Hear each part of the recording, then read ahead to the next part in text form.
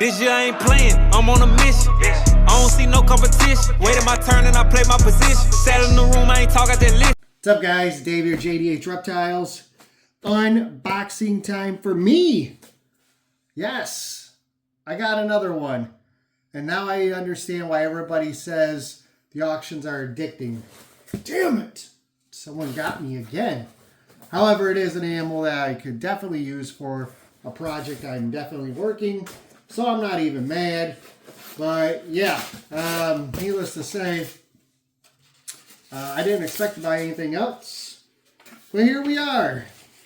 So, a couple things I want to address real quick. One, when I had that big issue with the Fire Sunset that I got, that arrived basically on death's doorstep and ended up dying, unfortunately. I made a comment that this is why I don't work with breeders, like newer breeders or breeders who haven't been in the hobby long, because you just don't know what to expect. You hope that they're on the up and up and doing well. And obviously, some of them could care less. It's all about just money, and they'll send you something that's basically dead. But I got a lot of hate for that. And I want to say, I don't... Oh, geez, how do I want to say this? Basically, what I want to say is, I don't take back what I said.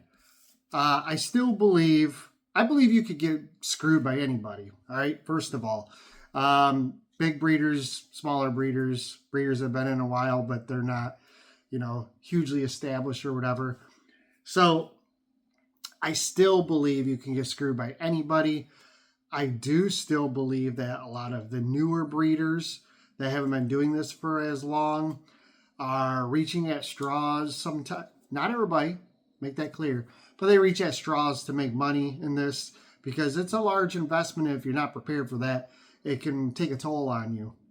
So I do still think that some of the smaller breeders, you're going to find that you'll potentially get more animals in worse condition or improperly sexed or improper genetics than the breeders have been around for a long time.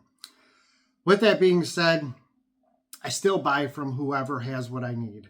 Unless, obviously, I know their history and they're not good people or they have dirty collections or whatever, then obviously I stay clear of them. But I do still buy from whoever, whether you're a newer breeder, an older breeder, whatever. I know the last couple of my unboxings have been from what I would consider lesser, longevity breeders. And that's cool. If you got what I want, you got what I need, price is right, and I can search you on Instagram or whatever and look at some of your photos and your content. I'll be willing to work with you. That's not a problem. And this one, again, I could be wrong here. I don't know of this breeder. And I'm sure there'll be a bunch of you that'll say, oh my God, they've been around forever. They're great. I hope so, because I just bought something from them. But I'm going to flip the camera back around and we'll continue with the unboxing and I'll tell you who it is. All right, so this unboxing comes from Dragon Ball Pythons. The name sounds familiar. Talon Hawkins is the person who runs the show over there. They got a cool business card. A couple stickers I received. Appreciate that. They also sent an invoice, which is nice because I don't remember the full genetics of this animal. But I won this off an auction, and it's a female. If I remember right, I think she's like 700 or 800 grams, something like that. So I'm going to go ahead and pull her out, and we will go from there. They did use a gel pack or a phase pack, which is nice, I suppose. I mean, I don't know. Like I said before in my videos, I've never used them. I don't know how well they work, but the animal appears to be here and appears to be doing well. It's moving around, so. All right. So genetically, before I pull the animal out, I'll just go over what the invoice says, because again, I couldn't remember all the genes. So this is a female pastel leopard lesser Enchi double het G-stripe clown. So it's double het Kiki. It's really funny because I believe I have this exact same animal in my collection that I produced, but it is a visual hypo. It's not double het Kiki, but I believe it's pastel leopard lesser NG hypo. Maybe it's got cypress, I can't remember, but it's, when I saw the picture, I was like, man, I think I have that exact same combo, but in a different project. So we're going to go ahead and open this up and show this girl off to you. At the end of this video, I'll have a photo. I'll get a photo of her if she's not in shed. If she looks good, I'll get a photo and put it at the end of the video. So stay tuned for that. She looks like she's good. Yeah, I'm almost positive I got this exact same, genetically the exact same female in my collection already. That instead of his het Kiki, it's a visual hypo. Very close otherwise. So like I said, I think she's 700 or 800 grams. And I think she's only a year old, which is nice because that means she's a good eater. She's been fed well. That's something else I like to see when I'm buying animals. I hate seeing animals that are 2 years old and are 300 grams. I typically won't purchase those animals because either they're poor eaters or the person who took care of them didn't feed them well. A year old and 300 grams or something, whatever, I can deal with that. Maybe it was a slow starter. Maybe you're just feeding it, you know, like fuzzies or you know, pups, or maybe it's just getting on weaned. But if you've got an animal for me, it's like a year old and it's 700 or 800 grams, boy, oh boy, that makes me happy. So here she is. She looks really nice, looks really clean. Nice clean belly, that's what I like to see. Tongue flickering, she's coming out. So, what I have currently for the Kiki Project, just so you guys know, I have this one here that she's going to obviously need another year yet. I do have a pastel coral glow, I think it's pastel coral glow clown het G-stripe female. I'm hoping she'll be able to breed this year. This last season, I produced a pastel, I think it's pastel leopard red stripe, G-stripe, and I shed tested it as het clown. So there's a male to go to both these girls. And then breeding currently, and I'm hoping I get a clutch from yet, I have a 1.2. The male is a lesser.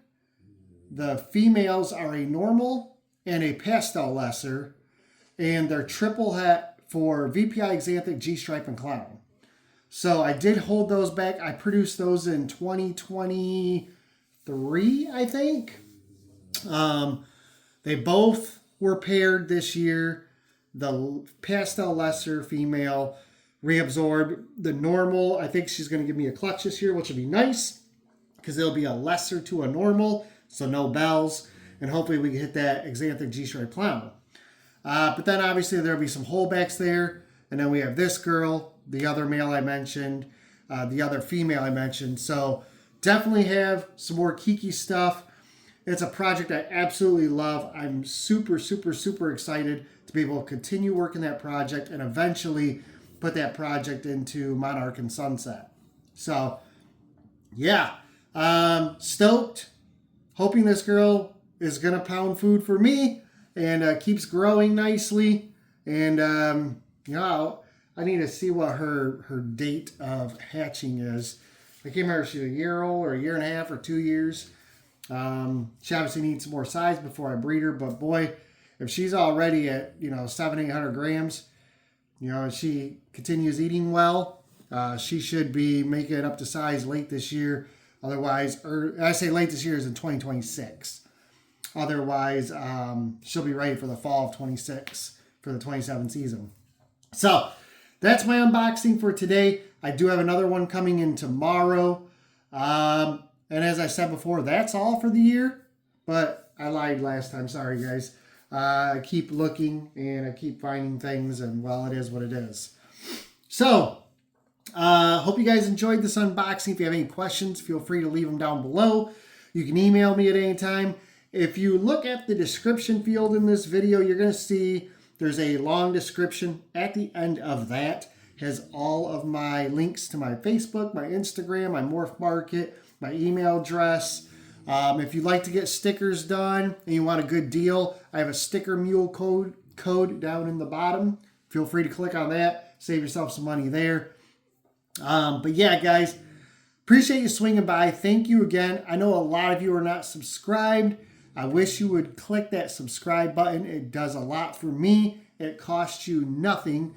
And even if you don't want, you can turn off the notification bell so you don't get notified of my videos. But if you do want to see all my videos, you definitely want to keep the notification bell on. So that's going to do it for today. Thanks again. Crush the like button. Leave a comment. And I'll see you guys on the next video.